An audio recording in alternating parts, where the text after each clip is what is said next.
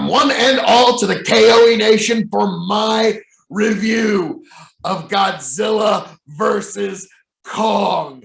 It is finally here. It is upon us. I have seen it. And now, without further ado, folks, I'm about to give a spoiler warning. Before I do that, be sure to like, share, subscribe right here at the K.O.E Nation on YouTube, and check me out, K.O.E Nation on Twitch. So, all right, folks, had a few moments to think about it. If you want to continue with the spoiler review that you're about to get, or you want to turn back to some of my other amazing K.O.E content elsewhere at the K.O.E Nation, that is your choice. But without further ado, this is my review of Godzilla versus Kong. Oh my God, that was fucking awesome. Kong versus Godzilla was fucking awesome. It was a great movie. I loved it. It was just awesome from the word go. Kong is throwing trees. He's getting pissed off. Godzilla ain't happy. They had a great promo package to start it off. Brings anybody up to speed who hadn't seen any of the previous movies. Within 3 minutes, you're up to speed. Godzilla whoops ass, takes names. That was the promo package, and then it gets over, but wait, there's Kong, and now for those who don't know, one of my favorite movies growing up was the King Kong versus Godzilla from the 1962. When I was a kid, my parents could just pop that VHS in, and I was captivated by the kaiju. And so the one thing that always left me very unsettled was the idea that Godzilla lost. Now in '62, no one could deny King Kong was a bigger star. And so that was what made me nervous coming into this movie, was were they gonna give Kong the win anyways? Because this is an American production, and anybody that got into film in America in any reason at some point was inspired by the original King Kong movie. So I thought, because this is gonna be an American production, are they gonna give Kong the W? But this time around, this was just complete fan service. I loved every second of it. Yeah, there was really no, well, okay, there was a little fluff in the human plots, but it got you where you needed to go. But yeah, there was zero of any of that. But the first round on the water, it was awesome. Kong, Godzilla are fighting in ships, and they're fighting underwater, and Godzilla basically takes round one, which I was like, ha!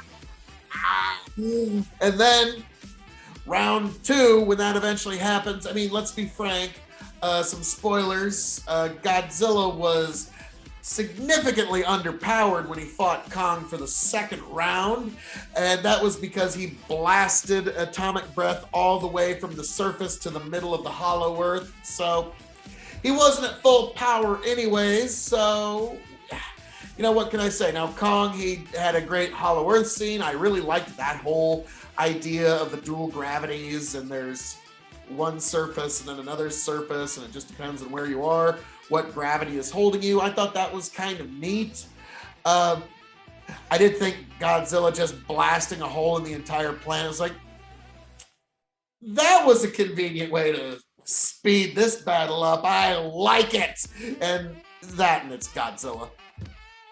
And so when we get to the second battle, Godzilla uses his Godzilla dorsal fin axe to whoop on Kong, which I just loved that. That was just, to whoop on Godzilla. And then it was pretty brutal, knocked out Godzilla. But so round two went to Kong.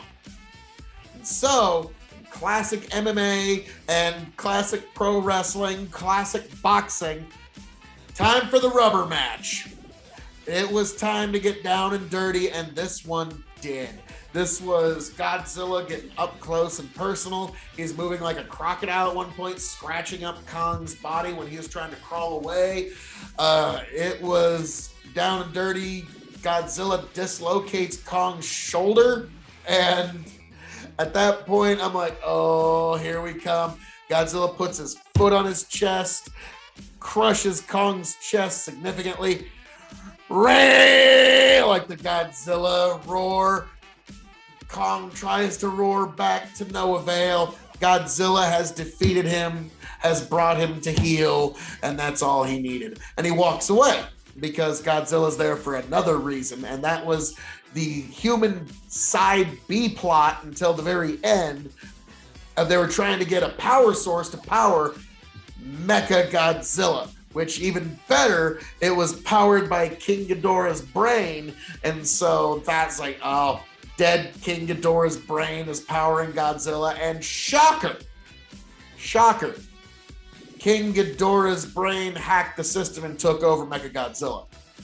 I know, who could have ever thunk it, but that was the case. Mechagodzilla, when he does come out, whoops some ass and takes some names. He brings Godzilla to within an inch, and Godzilla was getting pretty close to biting the dust, and then Kong, the little girl, does sign language to Kong, and Kong understands that the machine Godzilla is the enemy, and so classic tag team action. Kong and Godzilla team up against Mechagodzilla, and it takes both of them by the hair of their chinny chin chin. And I don't like the fact that the human subplot had anything to do with the kaiju fight. That was the one thing I didn't like, was it should have just been Kong and Godzilla overcoming. But in the end, I liked how Godzilla powered up Kong's axe with an atomic breath again that allowed Kong to chop a leg, chop an arm, chop off the tail. Then he rips off Mechagodzilla's head, holds it up high. But I don't think the head was completely destroyed, so they can rebuild it in the sequel. Like, come on, you always got to leave some room open for a sequel in one of these big time blockbuster franchises. Like, I know you could end the story right here. You really could. You could just end it with, it's a good trilogy. 2014 sets the scene, sets the table. King of the Monsters, really, I enjoyed the hell out of that movie. And then you end it with Kong versus Godzilla. But let's be frank, we're gonna get another one because we want another one. Now, they could do like Kong versus Rodan. They could do Godzilla versus Mecha King Ghidorah, and Kong kind of stays out of it. But let's be frank, what we really want to see, Godzilla versus Kong 2. That's really what we want to see. But in the end, I loved this movie. It was just great escapism. I went with my daughter. She actually painted this portrait of Godzilla. If you don't know, yes, that's what this painting is. It's Godzilla, and she used a flower for the fire. I just love it. And so, yeah. It hangs right now. But yeah, it was an amazing time, a great experience. And she liked the movie too. She's like, wow, that was a lot more intense than I thought it would be. Because, well, yeah, this is Hollywood putting everything into a kaiju fight. And yeah, this is just big versus big, unstoppable force, immovable object. Who's gonna walk away? And this time around, the big green lizard walks away, but it was kind of an MMA math thing. Like, Godzilla beat Kong, but Mechagodzilla beat Godzilla. Kong beat Mechagodzilla, and so that's why they kind of walked away, mutual respect. They're not gonna fight it out anymore. And so I thoroughly enjoyed this one. In terms of enjoyment and just escapism, which is so nice. I got to just watch a movie. I didn't have to deal with any director wanting to slip some kind of idea in there. I just got to watch a movie, and I got to enjoy myself for a couple hours. And yeah, I'm gonna give this 4.5 stars. Let's go 4.25. 4.25 stars, because I didn't like in the first few minutes how it kept jumping around every few minutes to a different location. It just had a label. The human subplot, one of them was great. One of them was And so, yeah, one of the human subplots you could have just completely taken out of, and might have, the movie would have been more or less the same. But I really enjoyed the fights. I enjoyed the fact that they got to it pretty quick.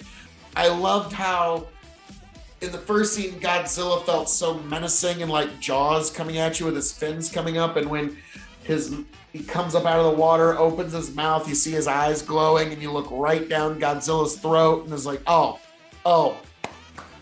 well done, well done.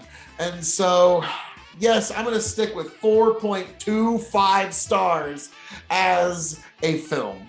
And I would recommend it. I would definitely say go out and see it. It's fun for the whole family. There's nothing too like, you can take your children there to watch it, and I don't think it's over the top. Like even the Warbat scene where Kong rips the head off, the blood of the Warbat is green, so the kids are just gonna go like, ew, rather than it being a really gory scene. So they really found a way to kind of take some of the edge off of some of the violence, but it really was also fan service to fans of the original movie, or fans of any Godzilla flick for that matter.